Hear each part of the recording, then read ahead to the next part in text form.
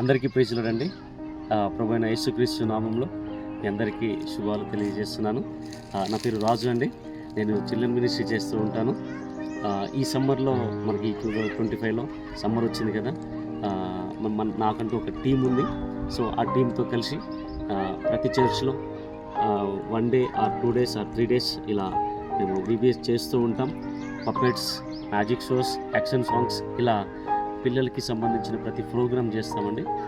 మేము ఈ VBS గత ఒక 15 సంవత్సరాల నుంచి దేవుని మహాకృపను బట్టి చేస్తూ వస్తున్నాం. ఈ 15 సంవత్సరాలలో కొన్ని లక్షల మంది పిల్లలకు మేము రీచ్ అయినామండి.